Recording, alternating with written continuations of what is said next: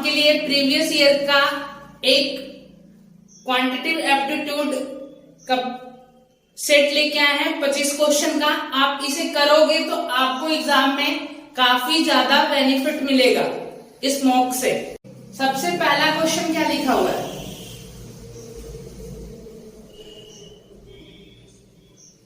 सबसे पहला क्वेश्चन लिखा हुआ है कि अनिल कुमार रजत को कोई वस्तु 25% की हानि पर 15,000 रुपए में बेचता है। रजत इसे डेविड को उस कीमत पर बेचता है जिससे अनिल कुमार को 5% का लाभ हो। रजत को प्राप्त लाभ प्रतिशत ज्ञात करें। देखिए यहां पे 3 लोग हैं। पहला अनिल, दूसरा रजत, तीसरा डेविड। अनिल क्या किया है? एक वस्तु खरीदा और उसको बेचा है किसको? रजत को 25% की हानि पर बेचा है, ठीक है। और रजत इसे डेविड को बेचा है और ऐसे कीमत पर बेचा है कि अनिल को 5% का लाभ। तो देखिए हम मान लेते हैं कि अनिल ने 100 यूनिट में वस्तु खरीदा और उन्होंने रजत को क्या किया? 25% के लॉस में बेचा, मतलब 75 यूनिट में बेच दिया। अब रजत बेच रहा है किसको? डेविड को, और ऐसे कीमत पे बेच रहा है कि अनिल को 5% का लाभ हो। तो एक बात बताओ, अनिल को अगर 5% का प्रॉफिट कराना है तो डेविड को सामान कितने में बेचना होगा? 105 में। तो आपको बताना है कि रजत को कितना का प्रॉफिट हुआ।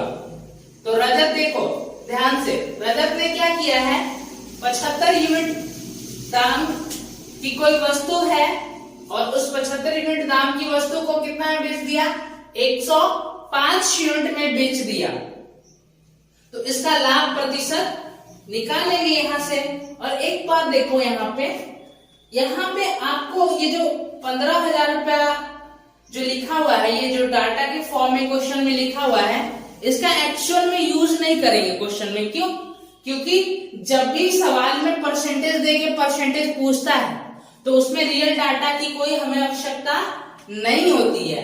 तो अब यहां से अगर हम इन दोनों का रेशियो ले लें तो आप देखोगे कि ये 15 से कट रहा है, 15 पचे 75 और ये 15 सते 105।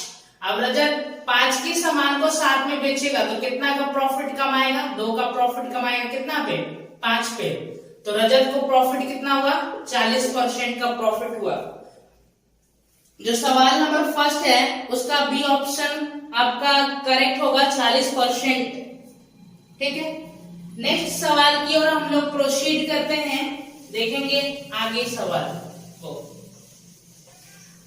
देखिए नेक्स्ट सवाल क्या लिखा हुआ है? नेक्स्ट सवाल लिखा हुआ है कि किसी वस्तु का सूची मूल्य 15,000 रुपया है जिस पर 12% की छूट दी जाती है।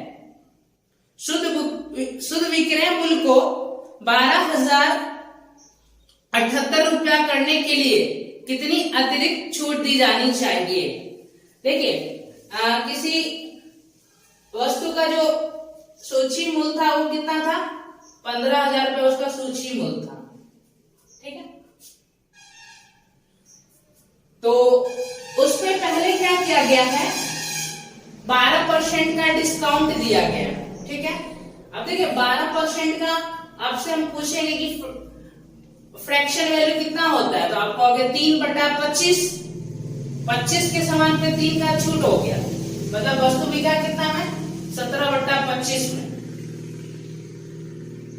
सॉरी 25 के समान पे 3 का छूट ना, तो 22 देखिए 12% का छूट दिया है। 12% का मतलब होता है आपका 3/25 होता है। 12% का डिस्काउंट दिया तो 12% का मतलब होता है 3/25। 25 के समान पे 3 का डिस्काउंट देगा तो कितना में बेचेगा? मार्क प्राइस के 22/25 में बेचेगा। ठीक है। अब कह रहे हैं कि अगर वस्तु को हमें बेचना है 12,078 रुपया में, 12,078 में, तो और कितना का डिस्काउंट देना पड़ेगा, इसलिए हमने क्या किया, रेशियो ले लिया। अब देखते हैं कि रेशियो क्या बनता है। अब देखो यहां से अगर 25 से काटेंगे इसको तो ये 600 हो जाएगा। आप अगर इसको 22 से काटोगे तो कितनी बार में कटेगा, 22 पच्चे 110, 10 बचा, फिर 7 उतारेंगे तो कितना हो गया, 107। 22 चौका लगेगा ना, 22 चौका 88, और यहां से शेष कितना बचेगा, 19, फिर 8 उतारेंगे तो 22 नामा 198।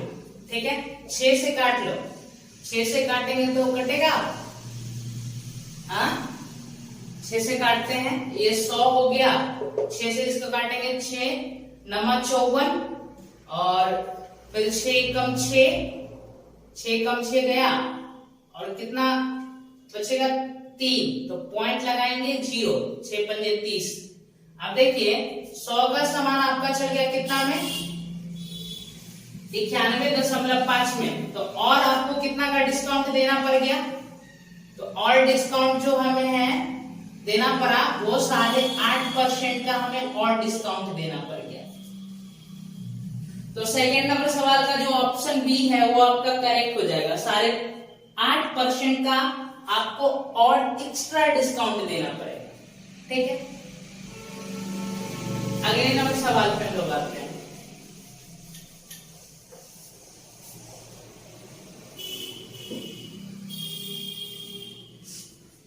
तीसरा नंबर सवाल क्या कह रहा है, देखिए किसी वस्तु को 1500 में बेचने पर प्राप्त लाभ उस वस्तु को 1350 में बेचने पर प्राप्त लाभ का 2 गुना है। ठीक है, तो वस्तु का क्रय मूल्य ज्ञात करें। देखिए पहले किसी वस्तु को कितना में बेचा जा रहा था, 1500 में बेचा जा रहा था। ठीक है, और बोला है कि 1500 में बेचने पर जो लाभ होता है उस वस्तु को 1350 में बेचने पर हुए लाभ से दुगना लाभ होता है। तो हम मान लेते हैं कि 1350 में हम बेचते हैं तो हमें 1 का प्रॉफिट होता है। ठीक है, तो अगर हम 1500 में बेचेंगे तो कितना का प्रॉफिट होगा, यहां जितना प्रॉफिट हो रहा था उसका डबल प्रॉफिट होगा, मतलब यहाँ पे 2 यूनिट का प्रॉफिट होगा। समझ में आ रहा है। आप अगर देखो कि आपने दाम कितना बढ़ाया, आपने दाम बढ़ाया है 150 रुपया, और 150 रुपया में दाम बढ़ाने के कारण 1 यूनिट का प्रॉफिट कितने यूनिट में कन्वर्ट हो गया, 2 यूनिट में कन्वर्ट हो गया। तो 150 क्या कर रहा है, 1 यूनिट को रिप्रेजेंट कर रहा है। तो हमसे पूछा है वस्तु का कॉस्ट प्राइस, सीपी पूछा है। तो देखिए 1 यूनिट का प्रॉफिट का मतलब होता है 150 रुपया। तो अगर 150 रुपया इसमें से हम घटा दे तो क्या कॉस्ट प्राइस नहीं आ जाएगा, क्योंकि 1350 में बेच रहे हो तो 1 यूनिट का प्रॉफिट हो रहा है, और 1 यूनिट का मतलब होता है 150 रुपया।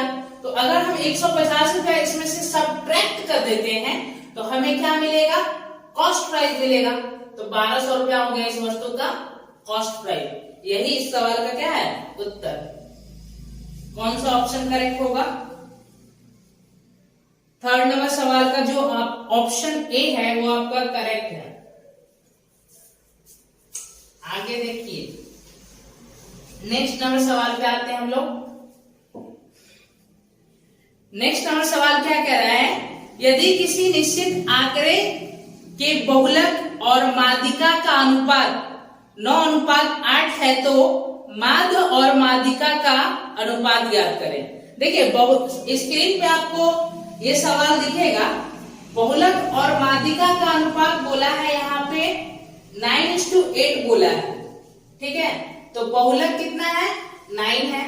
बहुलक बराबर क्या होता है, 3 गुने माध्यिका, तो 3 गुना 8, क्योंकि 3 गुना 8 हो गया, माइनस 2 गुना माध्य। माध्य को इंग्लिश में मीडियन लिखते हैं,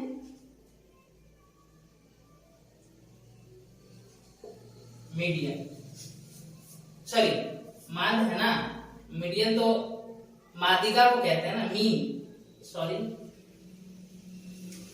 अब अगर हम यहां से निकाले मीन बराबर कितना आ जाएगा, तो मीन आपका आएगा यहाँ पे 8 त्रिक 24, 24 में से कितना घटा देंगे, ये 9 आके इधर घट जाएगा, तो कितना बचेगा 15 और बटा 2, तो ये आ गया आपका मीन। अब हमसे पूछा क्या है, माध्य और माध्यिका का अनुपात।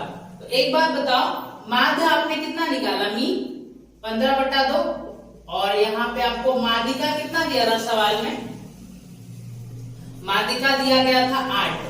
तो अगर रेशियो लेंगे तो क्या होगा, रेशियो लेंगे तो फिर सही से, अब देखो ध्यान से, यहाँ पे 2 की मल्टीप्लाई इधर हो जाता है, होता है ना रेशियो में, और यहाँ पे 1 की मल्टीप्लाई इधर, तो 15:16। तो कौन सा ऑप्शन आपका करेक्ट होगा, 4th नंबर सवाल के जो ऑप्शन ए है वो आपका क्या होगा, करेक्ट हो जाएगा। ठीक है, ए ऑप्शन इसका करेक्ट है। सेट अगले सवाल पे आते हैं हम लोग। देखिए 5th नंबर सवाल क्या कह रहा है, साधारण ब्याज की समान दर पर राघव गोपाल को 3 वर्ष के लिए 7500 रुपया और सचिन को 4 वर्ष के लिए 5000 रुपया उधार देता है। यदि दोनों से ब्याज के रूप में 1370 रुपया प्राप्त करता है, सचिन द्वारा दिया गया ब्याज ज्ञात करें। ठीक है, देखिए साधारण ब्याज का एक सवाल है। राघव नाम का एक बंदा है जो गोपाल को 3 वर्ष के लिए पैसा दिया है, कितना 7500 रुपया उसको उधार दिया है। ठीक है, और सचिन को 5000 रुपया उधार दिया है, कितने वर्ष के लिए, 4 वर्ष के लिए। ठीक है, और दोनों से टोटल जो ब्याज के रूप में उन्होंने कमाया है वो 3750 रुपया कमाया है। तो सचिन द्वारा दिया गया ब्याज ज्ञात करें। एक बात बताओ, SI इज इक्वल टू क्या होता है, आप हमें SI बराबर बताओ। SI बराबर होता है प्रिंसिपल रेट टाइम बटा 100, प्रिंसिपल गुना रेट गुना टाइम बटा 100। यहाँ पे देखो एक चीज, यहाँ पे आपका रेट कांस्टेंट है, दोनों को समान दर पे पैसा लगाया, 100 तो ऑलरेडी कांस्टेंट है, तो यहाँ पे SI डिपेंड किस पे करेगा, SI डिपेंड करेगा आपका प्रिंसिपल और टाइम के प्रोडक्ट पे। SI डिपेंड किस पे करेगा, प्रिंसिपल और टाइम के प्रोडक्ट पे। तो देखिए राघव गोपाल को दिया था पैसा और सचिन को दिया था। ठीक है, गोपाल को दिया था, सॉरी लाइट कट गया है,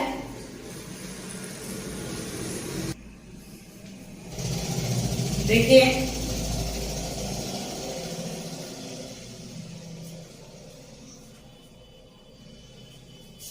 गोपाल को कितना दिया था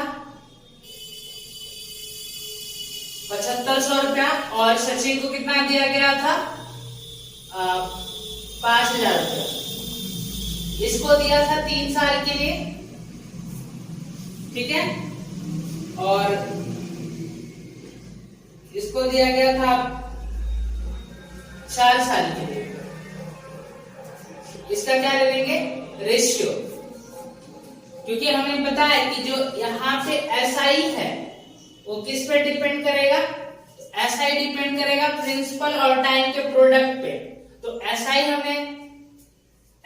का हमने रेशियो ले लिया, SI का हमने रेशियो कैसे निकाला, प्रिंसिपल और टाइम के का प्रोडक्ट ले लिया, और इनका जो रेशियो आएगा वही क्या होगा, SI का रेशियो होगा।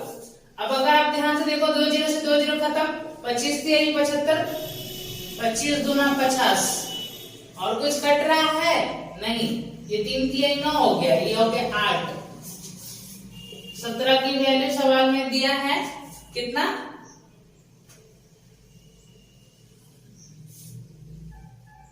3570।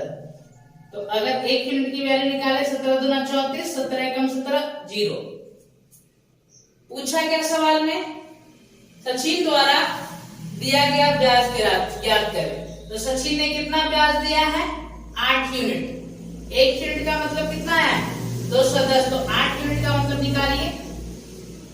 तो 21 अट्ठे 168। सचिन ने 1680 रुपए ब्याज के रूप में दिया है। 5 नंबर सवाल का जो ऑप्शन बी है वो आपका करेक्ट हो जाएगा। आगे देखेंगे नेक्स्ट सवाल।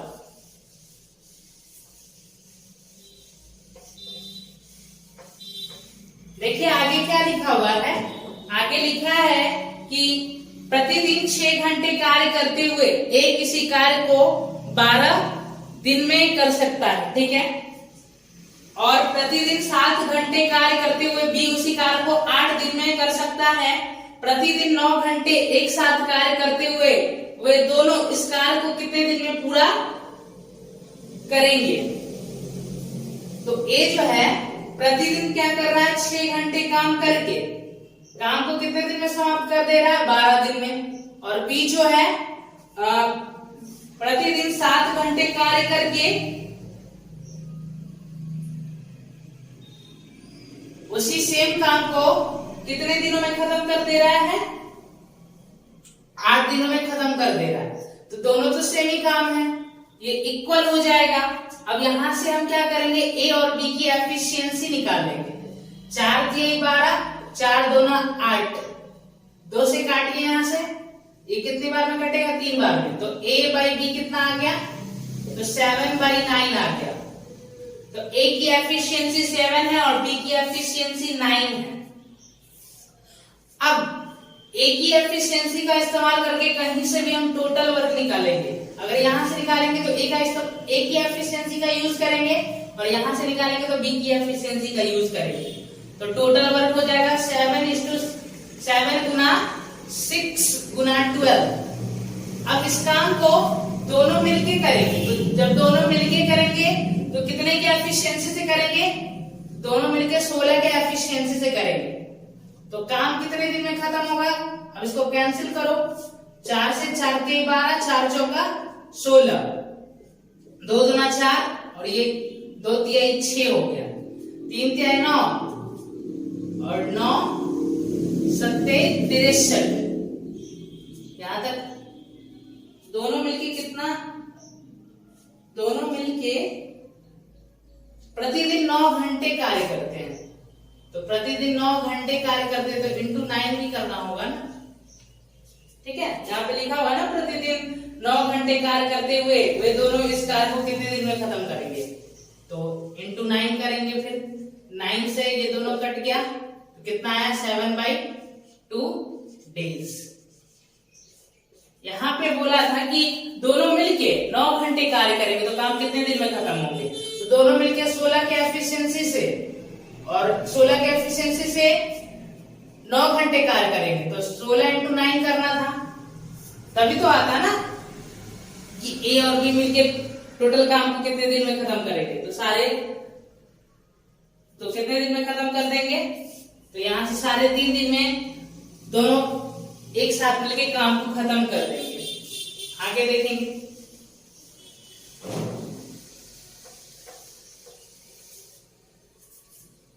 आगे देखिए नेक्स्ट सवाल में क्या लिखा है।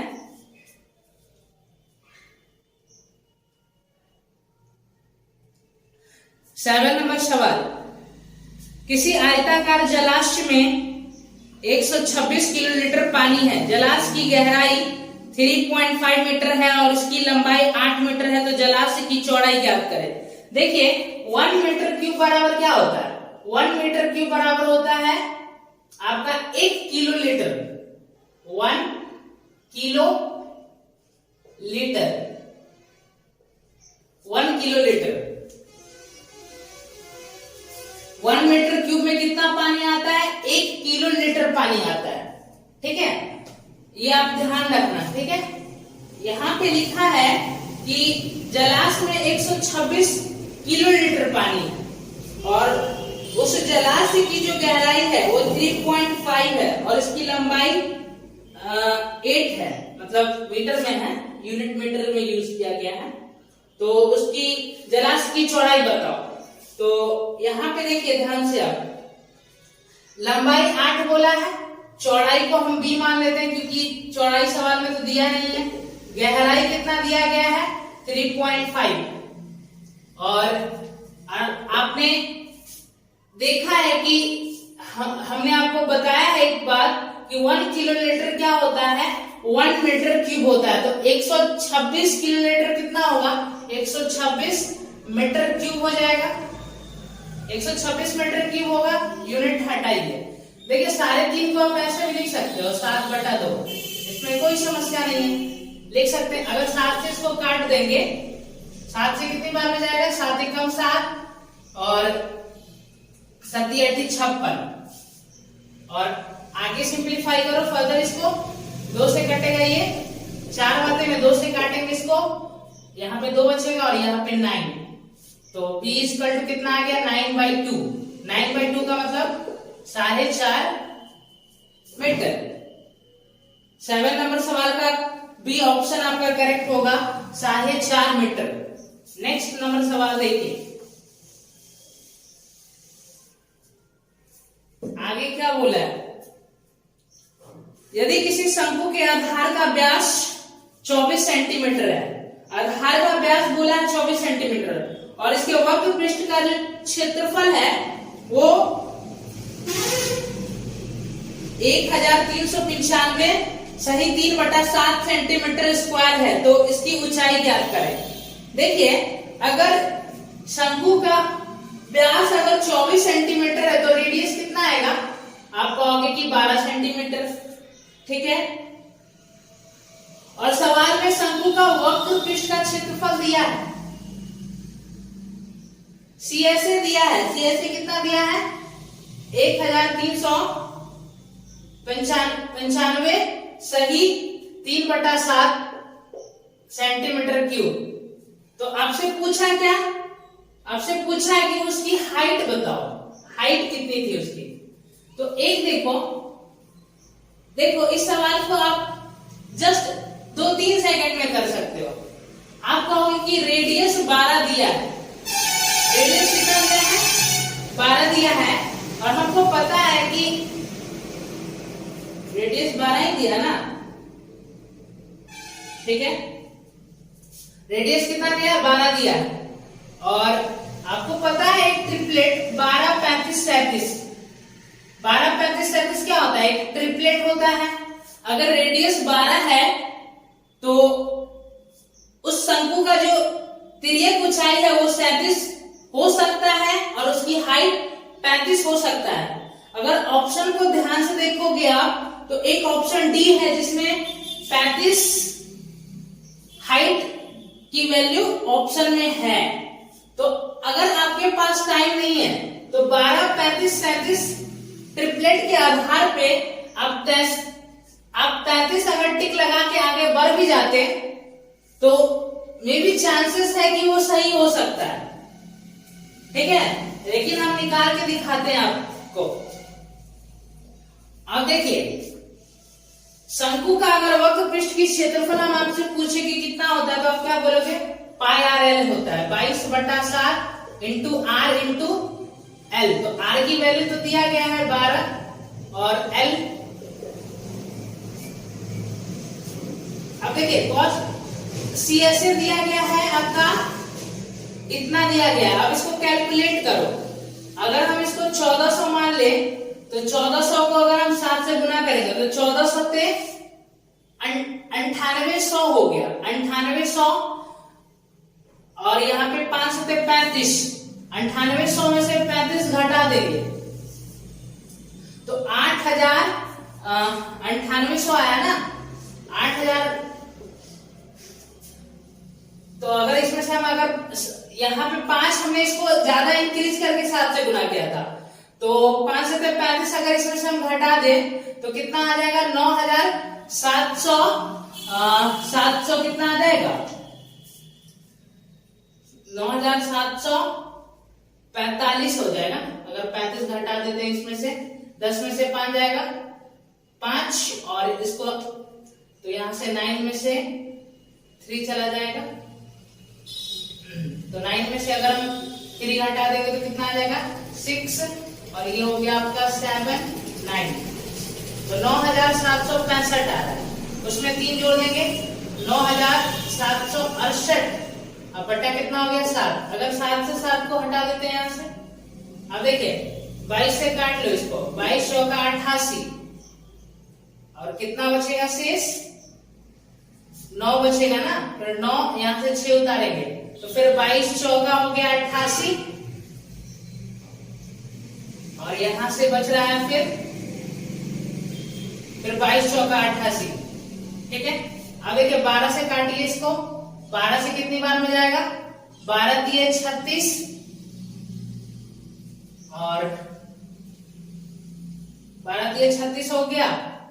उसके बाद फिर इसको कम सिंप्लीफाई करेंगे, 12 सत्ते 84, तो L का वैल्यू आ गया कितना 37। अब यहां पे देखो ध्यान से, रेडियस कितना है 12 है और उसका जो तिर्यक ऊंचाई है वो कितना दिया गया है, वो दिया गया है 37। तो यहां पे ट्रिपलेट सेट बैठ रहा है 12 35 37, ये ट्रिपलेट सेट हो गया। ये रेडियस है आपका, ये आपका क्या है एक्स लेंथ हाइट है, तो ये क्या होगा हाइट हो गया आपका। तो इस सवाल में हाइट ही पूछा था शंकु का, तो 35, देखिए आपका 35 सही उत्तर है। 8 नंबर सवाल का जो डी ऑप्शन है वो आपका करेक्ट हो जाएगा। नेक्स्ट नंबर सवाल देखेंगे,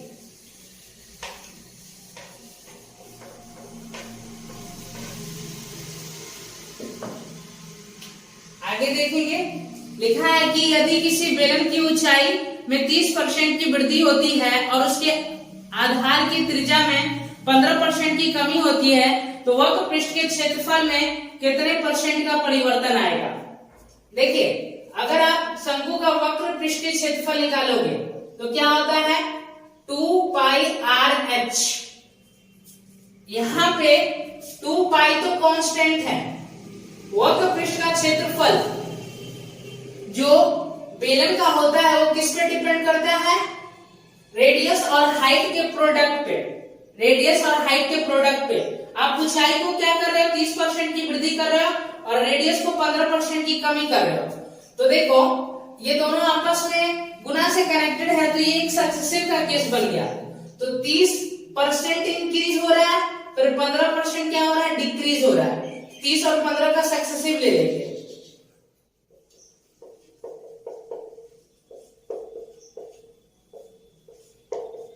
तो यहां से कितना आ जाएगा 15, यहां से 0 से 0 खत्म, माइनस 4.5, तो देखो कितना आ रहा है 10.5%।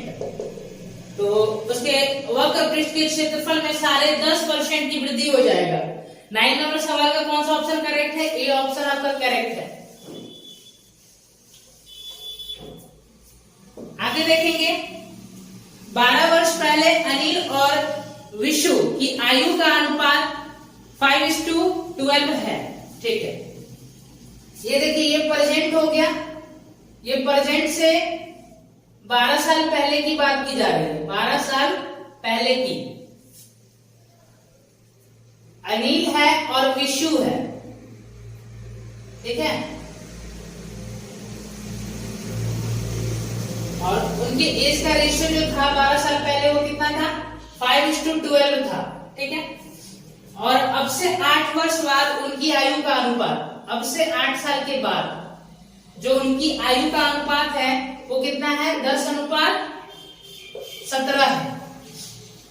तो बताना है अनिल और विशु की वर्तमान आयु का अनुपात क्या है। तो देखिए ये प्रेजेंट से 12 साल पहले का है और ये प्रेजेंट से 8 साल बाद का है। तो आप कहोगे कि यहां पे अगर हम देखें तो ये प्रेजेंट से 12 साल पहले है और ये प्रेजेंट से 8 साल बाद है, तो टोटल जो है 20 साल का गैप है। टोटल कितने साल का गैप है 20 साल का, इधर भी गैप है और 20 साल का इधर भी गैप है। समझ में आया। तो देखिए ये सेम गैप से बढ़ना चाहिए, तो ये 5 बढ़ रहा है और ये कितना बढ़ रहा है, ये भी 5 बढ़ रहा है, और 5 यूनिट का मतलब कितना हो जाएगा 12 8 20 साल। तो 1 यूनिट का मतलब कितना आ जाएगा 4 साल। 1 यूनिट का मतलब कितना आ गया, 4 साल।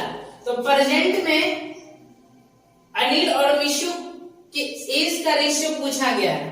तो देखिए ये वाला जो रेशियो है ये 12 साल पहले का है, और आपको पता है कि 4 साल 1 यूनिट को रिप्रेजेंट कर रहा है, तो 12 साल 3 यूनिट को रिप्रेजेंट करेगा। तो ये 12 साल पहले का, तो 12 साल हम अगर इसको आगे ले जाएंगे तो 3 यूनिट इसमें ऐड करना पड़ जाएगा 12, क्योंकि 12 साल का मतलब 3 यूनिट निकल के आया है। तो 5 में अगर हम 3 जोड़ दे तो ये 8 हो गया, और ये हो जाएगा आपका 15। तो प्रेजेंट में अनिल और विशु के जो आयु का अनुपात है वो कितना है, 8:15। तो 10 नंबर सवाल का जो ऑप्शन डी है वो आपका करेक्ट हो जाएगा। आगे देखेंगे, देखिए आगे सवाल में क्या लिखा है।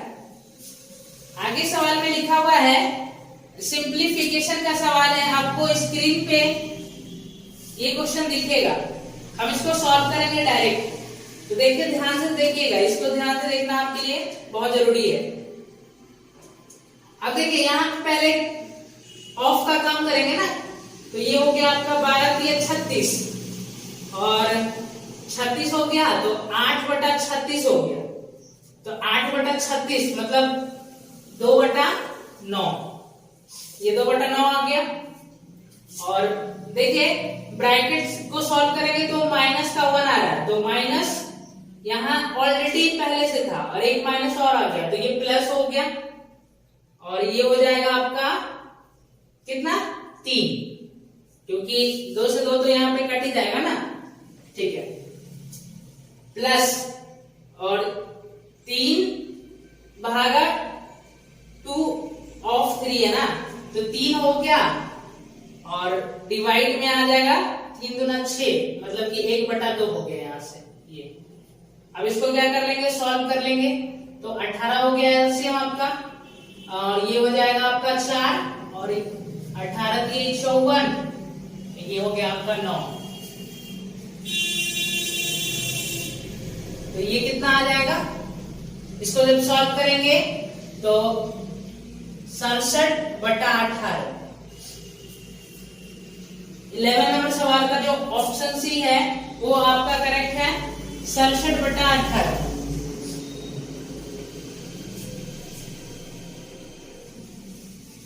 अब आगे देखेंगे नेक्स्ट सवाल क्या कह रहा है। आगे लिखा हुआ है कि कोई व्यक्ति 47 किलोमीटर की दूरी 6 घंटे में तय करता है, ठीक है। वह पैदल 6/1/2 किलोमीटर की चाल से कुछ दूरी तय करता है, और साइकिल द्वारा 8/1/2 किलोमीटर की चाल से बाकी दूरी तय करता है। पैदल चलकर तय की गई दूरी ज्ञात करें। देखिए टोटल 47 किलोमीटर की डिस्टेंस है, और इसको 6 घंटा में कवर किया गया है। इसका कुछ हिस्सा तो उसने बाय फुट कवर किया, और दूसरा साइकिल के द्वारा कवर किया है। बाय फुट जब वो इस डिस्टेंस को कवर कर रहा था तो उस समय उसका स्पीड था 6/1/2 किलोमीटर प्रति घंटा, और जब साइकिल से कवर कर रहा है तो उसकी स्पीड कितना है, 8/1/2 किलोमीटर प्रति घंटा। तो एक बात बताओ, 6/1/2 किलोमीटर यहाँ भी है, और 6/1/2 किलोमीटर अगर इसको ब्रेक करके लिखोगे ऐसे तो आप कहोगे कि यहाँ भी है। अगर इसको हम ब्रेक कर दें तो आप कहोगे ना कि 6/1/2 किलोमीटर यहाँ भी है। कैसे, अगर इसको ब्रेक कर दे 6/1/2 + 2 में, तो देखो हम इस आधार पे कह सकते हैं कि फुट से भी जो है 6.5 किलोमीटर प्रति घंटा की रफ्तार से गया, और साइकिल से भी 6.5 किलोमीटर प्रति घंटा की रफ्तार से गया। तो 6/1/2 किलोमीटर को अगर हम सॉल्व करें तो कितना आएगा, 13/2 किलोमीटर प्रति घंटा। और इसको क्या किया गया है, 6 घंटे तक चल के यात्रा कंप्लीट किया। तो अगर ये 6 घंटे तक जाता है तो कितना डिस्टेंस कवर करेगा, 13×3 = 39 किलोमीटर का डिस्टेंस कवर करेगा। लेकिन डिस्टेंस तो टोटल कवर किया है कितना, आप कहोगे कि 47 किलोमीटर। हमारा तो कम आया, ऑब्वियस सी बात है कम आएगा, क्योंकि साइकिल से जब वो चल रहा था तो उसका स्पीड था 8.5 किलोमीटर प्रति घंटा, लेकिन आपने इसको भी 6.5 किलोमीटर प्रति घंटा मान के काम किया है, इसकी वजह से 8 किलोमीटर कम डिस्टेंस जा पाया। तो ये 8 किलोमीटर डिस्टेंस यहाँ जो आपने स्पीड 2 कम कर दिया था उसी स्पीड से ये कवर किया होगा। तो कितने समय में कवर किया होगा? तो आप कहोगे 4 घंटे में। तो इस आधार पर हमें पता चल गया कि साइकिल से उसने टोटल 4 घंटे तक यात्रा किया। तो बाई फुट उसने कितने समय तक यात्रा किया? 2 घंटे तक यात्रा किया। और जब फुट से कवर करता है तो उसकी स्पीड कितना है? 13/2 किलोमीटर प्रति घंटा। तो 2 घंटे में कितना जाएगा? सॉल्व करेंगे तो कितना आ गया? 13 किलोमीटर। ठीक है, बहुत इजी सवाल है। यहाँ पे बस आपको शिफ्टिंग मेथड लगाना है, शिफ्ट कर दो आप चीजों को, आगे देखेंगे।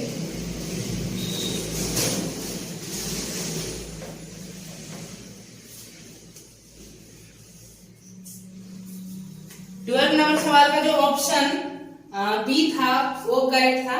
आगे देखेंगे 13 नंबर सवाल। 13 नंबर सवाल में लिखा है कि ए का मासिक वेतन बी के मासिक वेतन से 20% अधिक है। ठीक है, ए का जो मासिक वेतन है वो बी के मासिक वेतन से 20% अधिक है। तो इसका 5 है और तो इसका कितना हो गया? 6। फिर आगे क्या बोला है? सी का मासिक वेतन बी के मासिक वेतन से, सी का जो मासिक वेतन है ना वो बी के मासिक वेतन से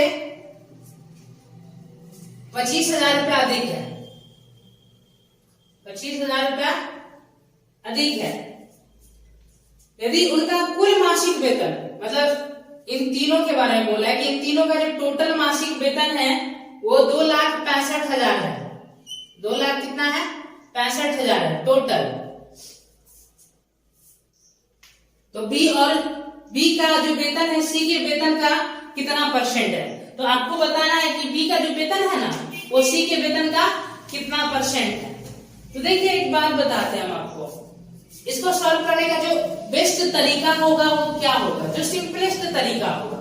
देखिए ये ए बी सी है। ए के वेतन के विषय में बोला था कि बी के वेतन से 20% अधिक है, तो उसी आधार पे हमने इसको 5 से इसको 6 लिख दिया। अब बी का बोल रहा है कि बी का वेतन जो है, सॉरी सी का वेतन जो है बी के वेतन से क्या है? 25,000 रुपए अधिक है। तो हम ये निकाल लेते हैं कि टोटल धन में से कितना पार्ट सी का अधिक है। तो टोटल धन 2,65,000 है, उसमें से सी को कितना अधिक मिल रहा है? तो आप कहोगे कि 25,000 रुपया अधिक मिल रहा है। तो देखो टोटल धन का कितना पार्ट सी को अधिक मिल रहा है। 3 जीरो से 3 जीरो आपका खत्म हो गया। 5 से अगर सिंप्लीफाई करेंगे 5 × 5 = 25 और इसको 5 से सिंप्लीफाई करेंगे 5 × 5 = 25 और 5 × 1 = 15। तो टोटल 53 यूनिट धन है और उसमें से जो सी को मिल रहा है वो 5 यूनिट अधिक मिल रहा है। इतना सी को अधिक मिल रहा है। तो अगर हम 53 में से 5 यूनिट घटा देते हैं तो ये 48 यूनिट बचा। अब इस 48 यूनिट में जो बी का हिस्सा है और जो सी का हिस्सा है वो बराबर है। क्यों? क्योंकि सी को बी से जितना अधिक मिल रहा था वो तो हमने निकाल के घटा दिया ना। तो अब तो बी और सी का हिस्सा बराबर होगा। तो इस धन को आपको पहले इस रेशियो में बांट लेना है। तो जोड़ के 16 आ रहा है। 16 का मतलब 48 कितना गुना है? सॉरी 3 गुना है। तो ए बी सी का पहले हम यहाँ पे धन कैलकुलेट कर लेते हैं। तो ये आ जाएगा आपका 18, ये आ जाएगा आपका कितना? 15 और ये भी आ जाएगा 15। लेकिन सी का हिस्सा तो 5 यूनिट अधिक है बी से, तो इसमें 5 जोड़ दो तो ये हो गया आपका 18 और ये हो जाएगा 20। तो सवाल में क्या पूछा गया था कि बी का जो हिस्सा है वो सी का कितना परसेंट है ना। ठीक है, बी को कितना मिल रहा है? 15 मिल रहा है। तो ये 15 जो है ये 20 का कितना परसेंट है यही बताना है। तो 5 से सिंप्लीफाई करेंगे इसको, 5 से 15, 5 का 20, कितना परसेंट है? 75% है। तो कौन सा ऑप्शन करेक्ट हो जाएगा? 13 नंबर सवाल का सी ऑप्शन करेक्ट होगा। आगे देखेंगे,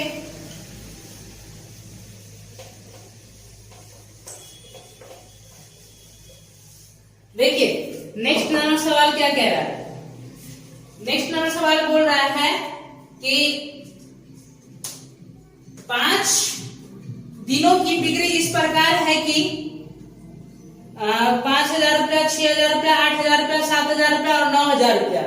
ठीक है, तो छठे दिन की बिक्री कितनी होनी चाहिए ताकि औसत जो है 8,500 हो जाए।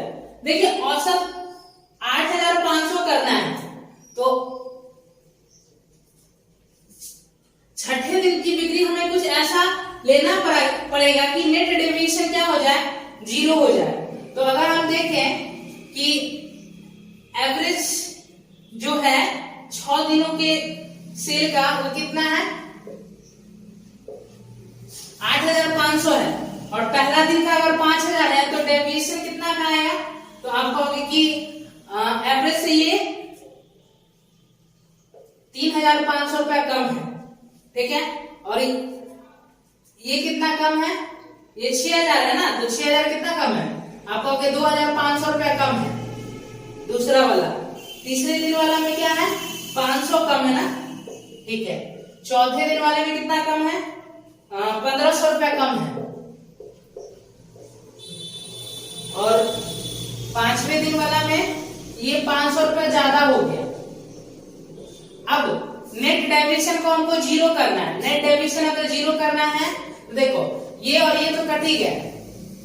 अब देखो निगेटिव में कितना आ रहा है? 3,000, 2,000, 5,000, 6,000, 7,500 आ रहा है निगेटिव। तो यहाँ पे 7,500 आपको क्या करना पड़ेगा? पॉजिटिव लेना पड़ेगा ताकि नेट डेविएशन 0 हो जाए। तो छठे दिन की जो बिक्री है वो 8,500 अब प्लस 7,500, मतलब 16,000 रुपया का बिक्री करवाना पड़ेगा छठे दिन। 14 नंबर सवाल का जो ऑप्शन डी है वो आपका क्या हो जाएगा? करेक्ट हो जाएगा। अब आगे देखिए नेक्स्ट नंबर सवाल, देखिए आगे क्या लिखा हुआ है। आगे लिखा हुआ है कि किसी त्रिभुज का आधार जो है 8.5 सेंटीमीटर है और उसका ऊंचाई 14 सेंटीमीटर है। दूसरे त्रिभुज की ऊंचाई ज्ञात करें जिसका आधार 14 सेंटीमीटर है और जिसका क्षेत्रफल पहले वाले त्रिभुज के क्षेत्रफल से 2 गुना है। तो पहले वाले अगर त्रिभुज का क्षेत्रफल निकालेंगे तो कितना आएगा?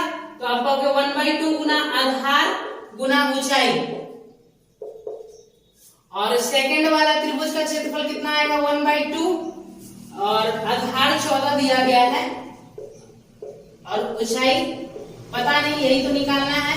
और इसका जो एरिया है पहले वाले के एरिया का डबल है। अब ये दोनों आपस में इक्वल हो गए, 1/2 से 1/2 कट गया, 14 से 14 कट गया, तो h इक्वल टू कितना आ जाएगा? 8.5 का 2 गुना कर देंगे तो कितना आएगा? 17 सेंटीमीटर। 15 नंबर सवाल का जो डी ऑप्शन है वो आपका क्या हो जाएगा? करेक्ट हो जाएगा। आगे देखेंगे आगे क्या लिखा है। आगे लिखा हुआ है कि निम्न पाई चार्ट और तालिका का अध्ययन करें और नीचे दिए गए प्रश्न का उत्तर दे। ठीक है, दिया गया चार्ट 2016 में 6 गांव ABCDEF की जनसंख्या के प्रतिशत वितरण को दर्शाता है। यदि गांव डी में गरीबी रेखा से नीचे की जनसंख्या, तो गांव डी में गरीबी रेखा से नीचे की जनसंख्या जो है वो कितना सवाल में बोला है? 12,408 बोला है। तो गांव एफ में गरीबी रेखा से नीचे की जनसंख्या ज्ञात करें। तो एक बात बताओ, गांव डी में अगर हम आपसे पूछे कि टोटल कितने परसेंट लोग हैं, तो 20% लोग हैं, और डी में जो गरीबी रेखा से नीचे जो डी गांव है, गांव डी, उसमें गरीबी रेखा से नीचे की जनसंख्या कितना परसेंट है? आप कहोगे 60%। 60% का मतलब 3/5, और इसकी वैल्यू सवाल में कितना बोला है, तो 12,408 बोला है। तो आपसे पूछा है कि F में गरीबी रेखा से नीचे, तो F में कितने परसेंट लोग हैं, तो 25%, और इसमें गरीबी रेखा से नीचे है कितना, 40% है, 2/5, 5 25 25 और 5 दूना 10% की वैल्यू बताना है। तो 10% की वैल्यू बताओ आप। तो देखिए 5 से काटेंगे इसको, 5 चौका 20, और 4 दिए 12 से काटेंगे, 12 एकम 12, 0, 12 से 12 दिए 36, 12 चौका 48, तो ये आ गया 1% की वैल्यू, 1034। हमें तो 10% की वैल्यू पूछा गया है, तो 10,340 इस सवाल का उत्तर होगा। 16 नंबर सवाल का जो ऑप्शन ए है वो आपका करेक्ट हो जाएगा, 10,340। आगे देखेंगे नेक्स्ट नंबर सवाल में क्या कह रहा है, पी क्यू और आर के बीच 3,910 रुपया की राशि को क्या किया गया था, 1/4:1/5:1/8 के अनुपात में विभाजित करने के बजाय गलती से इसे 4:5:8 के अनुपात में विभाजित किया गया। इस लेन देन में आर को प्राप्त लाभ ज्ञात करें। ठीक है, देखिए पहले अगर हम पहले की बात करें कि पहले धन कैसे बट रहे थे, तो आप कहोगे कि पहले जो है ना उसको बांटा जा रहा था 1/4:1/5:1/8 के रेशियो में। तो इसको पहले आप स्टैंडर्ड रेशियो में कन्वर्ट कर दो। तो स्टैंडर्ड रेशियो में कन्वर्ट करेंगे तो कितना से मल्टीप्लाई करना पड़ेगा, 40 से। तो ये 10 हो गया, ये 8 हो गया, और ये 5 हो गया। ठीक है, अब बाद में ये पहले है, ये बाद में जो धन बटा वो किस रेशियो में बटा, तो आप कहोगे बाद में जो धन बटा है ना वो 4:5:8 में, मतलब बांटना इस रेशियो में था और गलती से बांट दी इस रेशियो में। तो पूछा है कि आर को कितना का प्रॉफिट हो जाएगा। देखो टोटल धन कितना है, 3910 रुपया है। तो आउट ऑफ टोटल अगर हम पूछे आपसे कि आर को कितना मिल रहा है, तो आउट ऑफ टोटल देखो 23 है, आउट ऑफ टोटल 23 में से आर को मिल रहा है 5, 23 से काटेंगे इसको, 23 से कम 23, कितना बचेगा,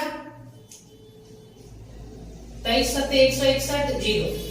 अब इसको फिर सिंप्लीफाई करो, 850 आ गया। ठीक है, अब यहाँ पे अगर हम कैलकुलेट करें कि ये आर का पहले का हिस्सा है, पहले आर को इतना मिलता था, ध्यान रखिएगा।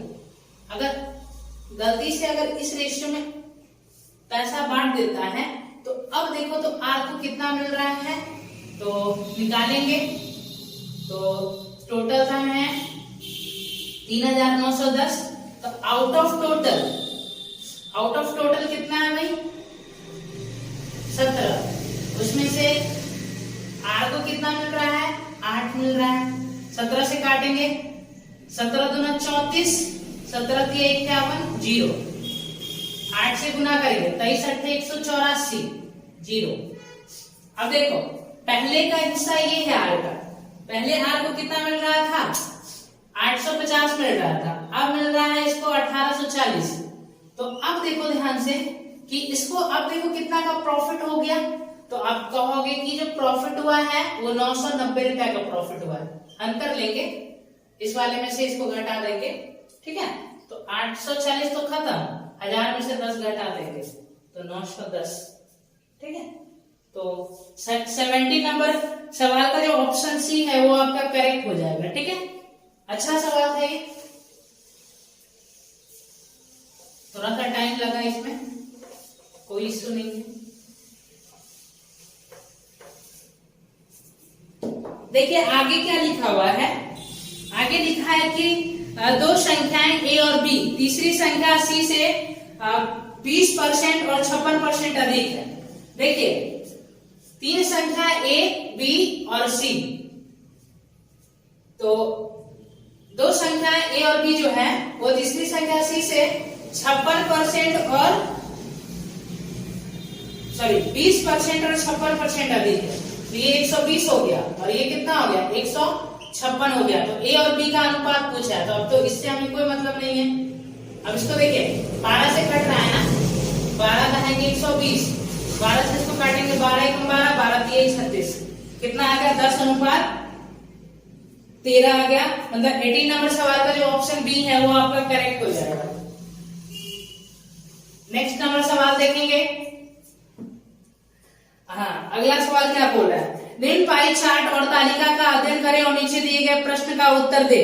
ठीक है, वही फिर से डीआई है, वैसा ही बिल्कुल सेम पाई चार्ट है। और इस बार सवाल में पूछा ये है कि गांव बी और ई के केंद्रीय कोण का अंतर। तो बी में कितने परसेंट लोग हैं, 10% लोग हैं, और ई में कितने परसेंट लोग हैं, 15% लोग हैं। तो इनका जो अंतर आ रहा है कितना आ रहा है 5%।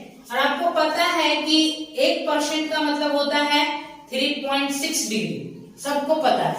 पाई चार्ट में आपको पता है ना कि 1% का मतलब कितना होता है 3.6 डिग्री। तो 5% का मतलब कितना आ जाएगा 18 डिग्री। उत्तर हो गया। तो 19 नंबर सवाल का जो ऑप्शन सी है वो आपका करेक्ट हो जाएगा। ठीक है, आगे क्या लिखा हुआ है देखिए, 5 संख्या ए बी सी डी और ई का योगफल जो है वो सवाल में दिया है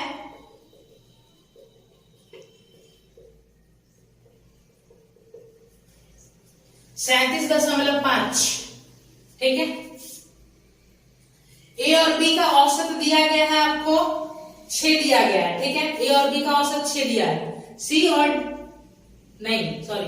डी और ई का औसत 9 दिया गया है।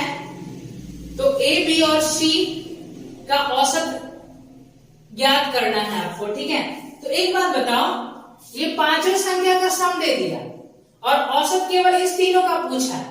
तो अगर हम d प्लस ई निकाल के घटा दें तो हमें क्या मिलेगा a प्लस बी प्लस सी मिलेगा। तो यहाँ पे अगर हम d प्लस ई निकालेंगे तो देखो d और e का औसत 9 दिया है, तो सम आ जाएगा 18। जब 18 इसमें से घटा देंगे तो कितना बचेगा ये, तो आपको होगा कि 19.5 और इसका औसत पूछा गया है। तो 3 से डिवाइड कर देंगे, 3 6 का 18, 3 5 15, मतलब 6.5 आ जाएगा। 20 नंबर सवाल का जो ऑप्शन डी है वो आपका करेक्ट हो जाएगा। ठीक है, लेकिन आप देखो यहाँ पे ए और बी के औसत का हमने यूज नहीं किया, क्योंकि वो यूज करो या ना करो कोई फर्क नहीं पड़ता, क्योंकि आपको इन तीनों का औसत पूछा गया था। पांचों का सम दिया है, डी का औसत दिया था, तो डी का सम निकाल के हमने घटा दिया, तो ए बी और सी का सम आ गया। और इसका औसत निकालना है तो 3 से डिवाइड कर दिए, 6.5 आ गया। बहुत इजी सवाल था ये तो।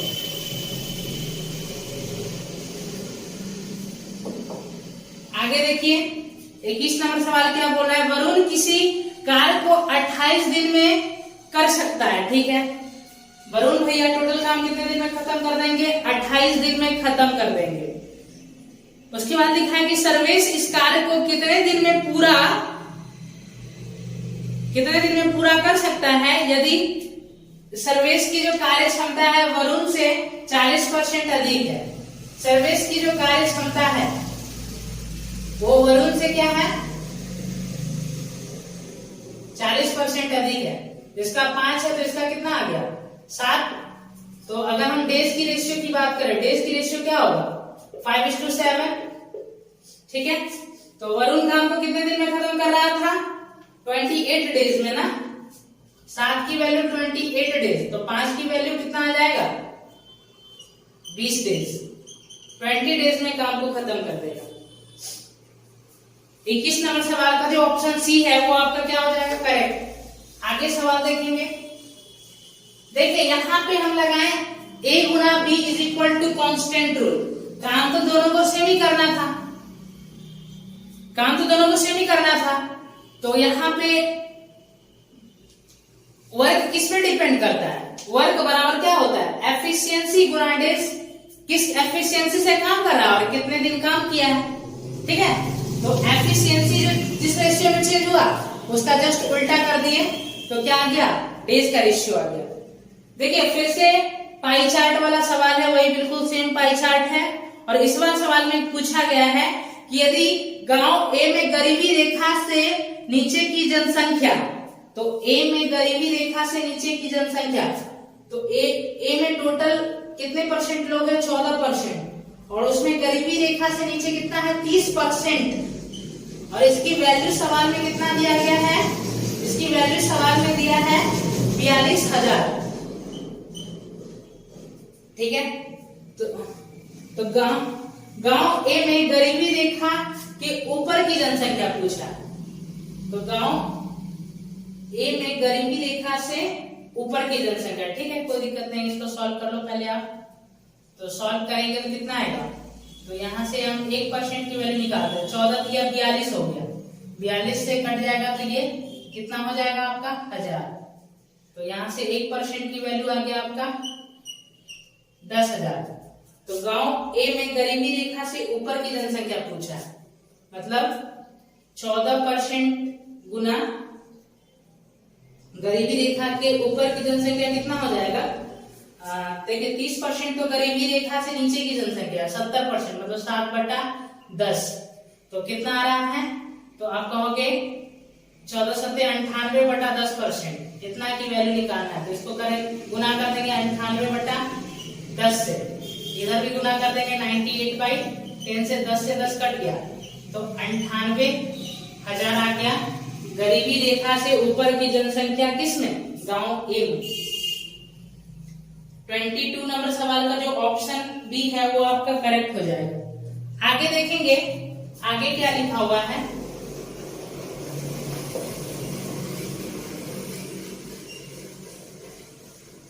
आगे सवाल में बोला है कि कोई व्यक्ति अपने गंतव्य स्थान पर 32 मिनट की देरी से पहुंचता है, ठीक है। यदि उसकी चाल 6 किलोमीटर प्रति घंटा है और वह अपने गंतव्य स्थल पर 18 मिनट पहले पहुंचता है, यदि उसकी चाल 7 किलोमीटर प्रति घंटा है, ठीक है। देखो पहले 6 किलोमीटर प्रति घंटा की रफ्तार से जा रहा था तो उसको 32 मिनट वो लेट हो जा रहा था, ठीक है ना। अब उसकी स्पीड क्या हो गया, 7 किलोमीटर प्रति घंटा हो गया। इसकी वजह से हुआ क्या कि अब वो अपने डेस्टिनेशन पे 18 मिनट पहले पहुंच जा रहा है, ठीक है। तो आपसे पूछा है कि प्रारंभिक बिंदु से गंतव्य स्थल की दूरी कितना है। तो देखो आप ध्यान से समझना इस बात को, बहुत ये अब आपको जो अभी बात बताएंगे बहुत इंटरेस्टिंग है और समझना बहुत जरूरी है आपको, ठीक है ना। देखिए इस सवाल को अगर आप करना चाहो तो देखो ध्यान से, स्पीड क्या हो रहा है, आप कहोगे पहले की स्पीड 6 थी, अब स्पीड कितना हो गया, 7 हो गया, ठीक है। अब 6 स्पीड था तब पर भी डिस्टेंस उतना ही जा रहा था, अब डिस्टेंस इसका 7 हो गया, अभी भी डिस्टेंस उतना ही जा रहा है। तो यहाँ पे क्या है, डिस्टेंस आपका कांस्टेंट है। अगर डिस्टेंस कांस्टेंट है तो जो स्पीड का रेशियो उसका जस्ट उल्टा हो जाएगा टाइम का रेशियो। तो पहले अगर 7 मिनट का टाइम लगता था तो अब केवल 6 मिनट का टाइम लगेगा ना, मतलब 1 मिनट टाइम कम लगेगा। और सवाल में देखो ध्यान से, पहले बोला था कि 36 मिनट का क्या होता था, लेट हो जाता था, मतलब उसको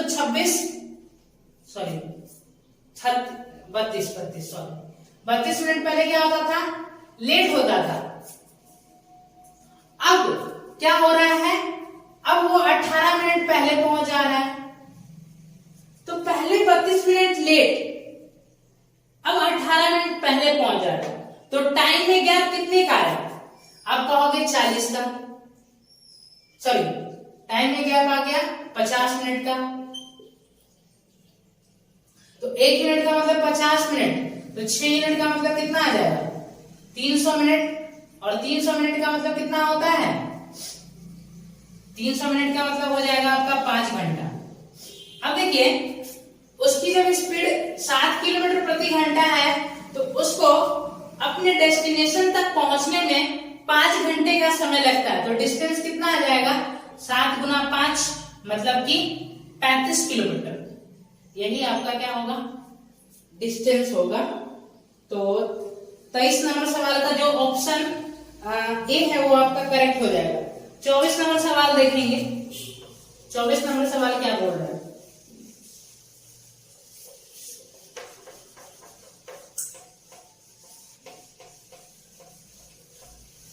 चौबीस नंबर सवाल में क्या बोला जा रहा है, देखिए ध्यान से।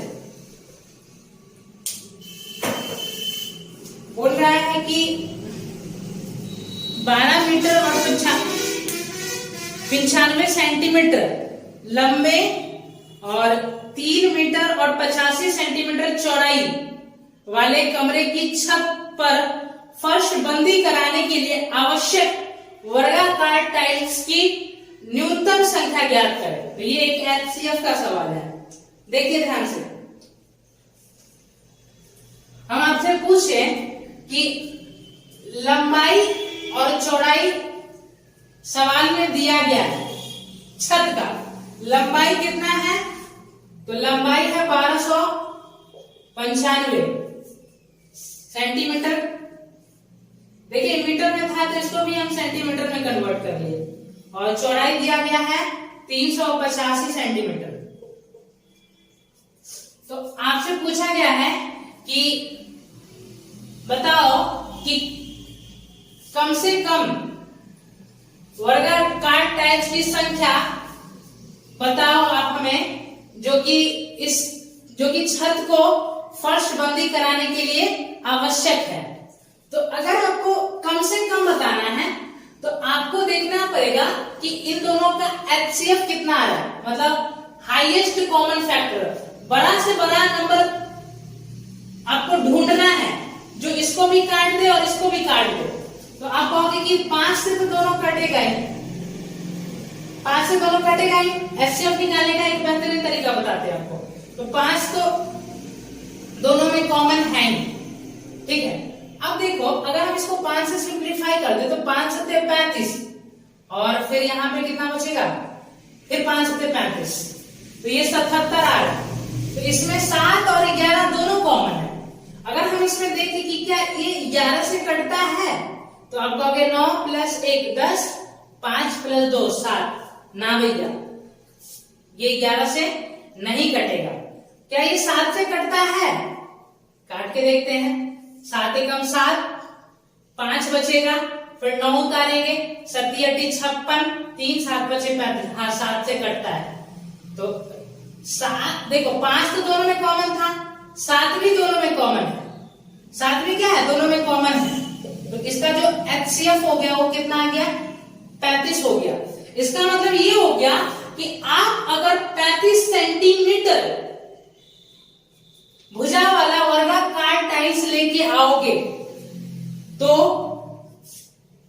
क्या होगा कि जब आप छत की फर्श बंदी करवाओगे, जिस छत की लंबाई इस तरीके का है और चौड़ाई इस तरीके का है, तो जो है ना सारे टाइल्स एग्जैक्ट फिट बैठ जाएंगे, एग्जैक्ट फिट बैठ जाएगा, मतलब एक भी आपका बर्बाद नहीं होगा। वही न्यूनतम टाइल्स की संख्या होगा जो लंबाई 1295 और चौड़ाई 885 सेंटीमीटर वाले टाइल्स, चौड़ाई 885 सेंटीमीटर वाले छत को फर्श बंदी कराने में यूज हो जाएंगे। तो 1200 ये 1295 है, और ये कितना है, ये है आपका 385, और ये हो गया टोटल आपका छत का क्षेत्रफल।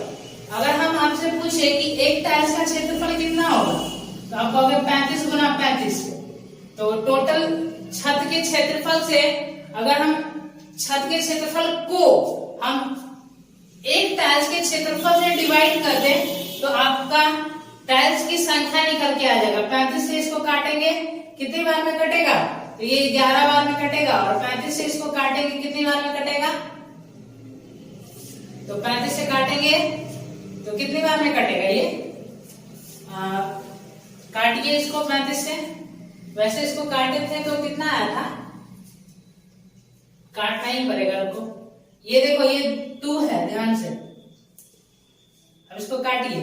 35 से कितनी बार में जाएगा, 35 दिया 105 हो गया, और 35 से कितना बार में जाएगा, 35 करते 245, ठीक है। अब 37 को 11 से गुना कर देंगे तो कितना आ जाएगा आपका 370 और प्लस 37, 370 अब प्लस 37 460, मतलब टोटल टाइल्सों की जो संख्या हो जाएगा वो 407 होगा। 24 नंबर सवाल का जो ए ऑप्शन है वो आपका क्या हो जाएगा, करेक्ट है। नेक्स्ट नंबर सवाल देखिए 25 नंबर, और ये आपका लास्ट सवाल है। 25 नंबर सवाल क्या बोल रहा है कि यदि ब्याज को अर्धवार्षिक रूप से चक्रवृद्धि किया जाता है तो 12,600 रुपए की धनराशि के लिए 20% वार्षिक दर पर 1/2 वर्ष का चक्रवृद्धि ब्याज ज्ञात करें। देखिए हाफ ईयरली कंपाउंडेड किया गया है और प्रिंसिपल कितना दिया गया है सवाल में, 12,600 रुपया प्रिंसिपल दिया गया है और रेट 20% है। तो और यहाँ पे आपका टाइम जो दिया गया है वो 1.5 साल दिया गया है। अगर 1.5 साल टाइम दिया गया है और हाफ ईयरली कंपाउंडेड है तो अब ध्यान से हमें एक बात बताओ कि जो टाइम स्लॉट होगा वो कितने टाइम स्लॉट हो जाएंगे, 6 महीने के 3 टाइम स्लॉट होगा और रेट कितना हो जाएगा, 10% हो जाएगा। तो 3 साल के लिए गोल्डन रेशियो क्या यूज करते हैं हम लोग, 3-3-1 यूज करते हैं। ये 3 साल का गोल्डन रेशियो आपको पता होना चाहिए ये चीज, ठीक है। अब देखो पहला साल क्या होगा, सॉरी यहां पे देखेंगे कि अब जब 3 साल का हमने गोल्डन रेशियो लिख दिया 3-3-1, ठीक है। अब ध्यान से देखिएगा प्रिंसिपल का 10% मिलेगा हमको, तो प्रिंसिपल का 10% कितना आ रहा है 1260, फिर इसका 10% 126, फिर इसका 10% 12.6। अब क्या करते हैं, इस 3 की गुना करेंगे 1260 में कितना आ जाएगा 3,780 और इसको गुना करेंगे तो कितना आ जाएगा 378 और ये आ गया आपका 1.26। अब सबको क्या कर लेंगे, ऐड कर लेंगे। सबको ऐड करो, कितना हमें पूछा गया उत्तर, तो इस सबको जोड़ जाएंगे कितना आ जाएगा 4,171 रुपया, और 4,171 रुपया जो 25 नंबर सवाल है उसका ए ऑप्शन आपका करेक्ट हो जाएगा, ठीक है। देखिए टोटल 25 क्वेश्चन हम आपको सॉल्व करा दिए इस मॉक टेस्ट का। अब देखिए आपको अगर ये वीडियो अच्छा लगा है तो आप कमेंट सेक्शन में हमें जरूर बताएं कि आपको इस वीडियो से प्रॉफिट मिला कि नहीं, और आप इस वीडियो को ज्यादा से ज्यादा स्टूडेंट के पास शेयर करें ताकि उन्हें भी इस वीडियो का बेनिफिट मिल सके। और आप अगर नए व्यूअर्स हैं तो हमारे चैनल को सब्सक्राइब करें ताकि इस चैनल पे जो भी आपके लिए यूजफुल वीडियोस आएंगे उसका आप रेगुलर बेसिस पे लाभ उठा सके, ठीक है।